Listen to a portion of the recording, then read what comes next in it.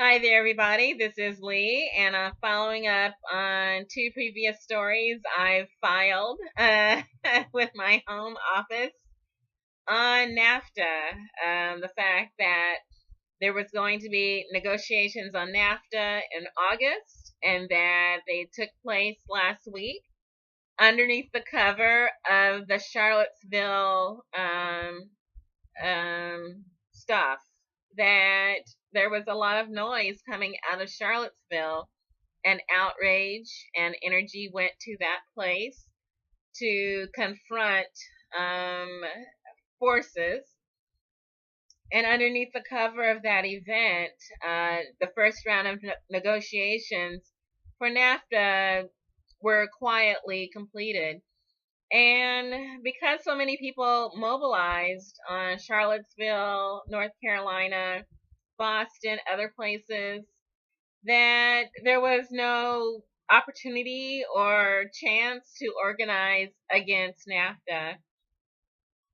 And so again, we come to that dichotomy of economic justice versus social justice. And I won't say that one is more important than the other, because both must be fought for and not ignored. And so I won't do that, but I will say that there's probably going to be a need to divide forces to cover all bases and not just put energy into one. That the negotiation of NAFTA is likely to include, that some people feel, provisions that were very much hated about the Trans-Pacific Partnership, and that while political pressure was placed on Hillary Clinton and Donald Trump and then all other presidential candidates to denounce the Trans-Pacific Partnership as a form of treason against our United States Constitution, an attempt to take over, we the people, our government, by multinational corporations. Everything that we hated about Trans-Pacific Partnership, including the investor state dispute settlement clauses, the digital commerce clauses, the intellectual property, environmental deregulation, all these issues that were hated about the Trans-Pacific Partnership are likely to be negotiated into NAFTA, which means that there will be no protection against worker and labor violations, human rights abuses, environmental abuses, things like this, the trade and services subjugated to multinational rule. There's no protection. And so what we see that happened in Flint, what we see that happened at the Dakota Access Pipeline, where we see fracking causing frack quakes and water and soil contamination, there's no protection for that if these provisions are entered into NAFTA, these Trans-Pacific Partnership type provisions into the NAFTA negotiations that are still very secretive, even more so than Trans-Pacific Partnership. And so the oligarchy, the overseers, the rulers have learned from the Trans-Pacific Partnership negotiations that there has to be deep level secrecy. And one way to accomplish that is to create distractions. And the fact that they're going to be, sounds like, intentions of more racially motivated confrontations scheduled city to city to city, likely to coincide with the NAFTA renegotiations. There's some negotiations that take place in the United States, and then some that will take place in Mexico, and then some that will take place in Canada. So they change locations and keep it very secretive. We sort of missed our opportunity at the first round that took place in the United States because of the distractions of the racial confrontations. Maybe in Mexico and Canada, there will be more focus. Certainly in Mexico, there's energy against NAFTA. That during the first NAFTA negotiation, when it went live in 1994, that there was immediately an uprising in Chiapas, that there were arms taken up and cities were seized in Chiapas, and resistance against the effects of NAFTA. So, in Mexico, they are on alert, and hopefully there will be, as with the Transatlantic Trade and Investment Partnership, where the European Union citizens helped to fight that down while we were again distracted by NAFTA and our election. We need help from citizens in Canada and Mexico to demonstrate and fight against what might possibly be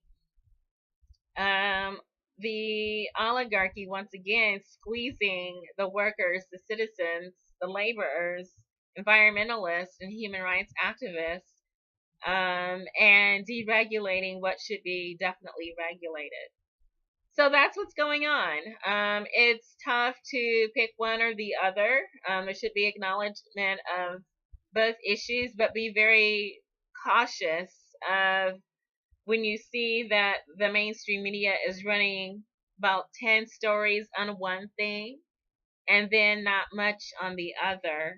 Our media has been weaponized against us with the NDAA, thanks to former President Barack Obama.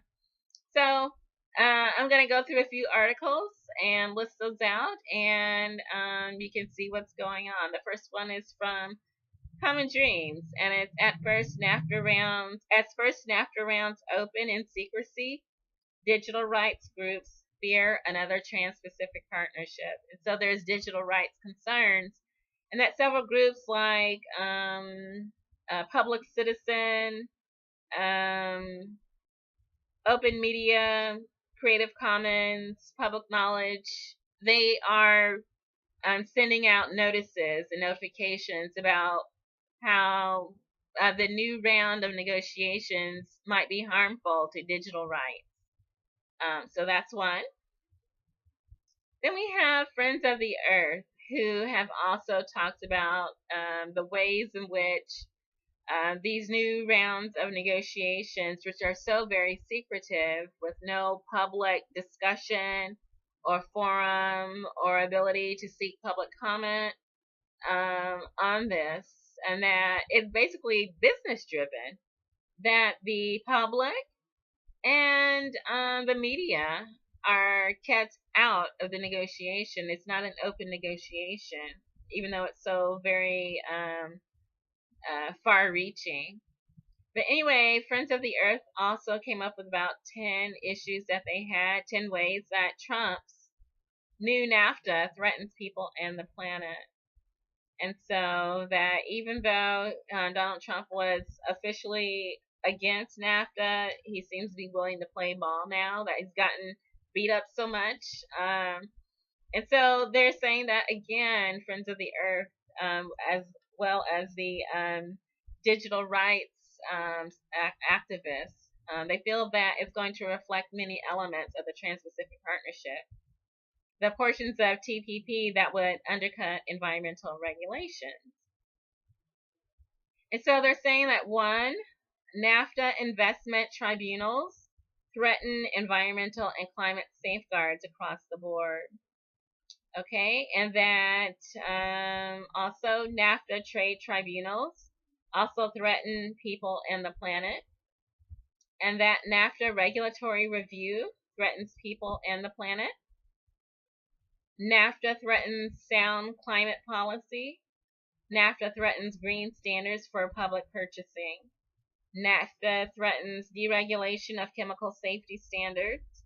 NAFTA puts family farms at risk. NAFTA threatens prudent food safety regulations. NAFTA will likely encourage GMO, genetically modified organisms. And that NAFTA threatens bees and, as a result, our food supply.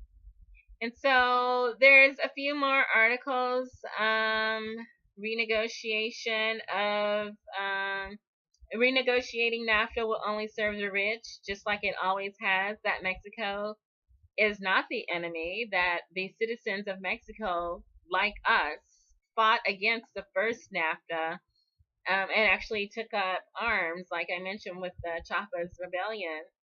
And so there, it's not Mexico, the citizens that are the issue. It's the oligarchy, persons such as Carlos Slim, telecommunications mogul, who really benefited from NAFTA. That this is not a conflict between the people of the NAFTA nations, even in Canada. The conflict is between the super rich who want to be richer, and then all the rest of us, and that we're the ones who are likely going to get poor. And so I'm just sending out this message to people to really pay close attention to what's being negotiated, and the fact that there are distractions scheduled for each round of talks here in North America, here in the United States, and then Canada as well as Mexico. That it's calculated, and that the most that we can hope for, or what might actually happen, is that the text will be leaked, as the Trans-Pacific Partnership was leaked, and that's how knowledge of what was possibly going to be inflicted upon us became public knowledge. Right now, they're trying to keep it secretive, and we need to know what to expect. Our politicians are not going to help us. They're part of the distraction game right now. So it's up to us. And so I say good luck.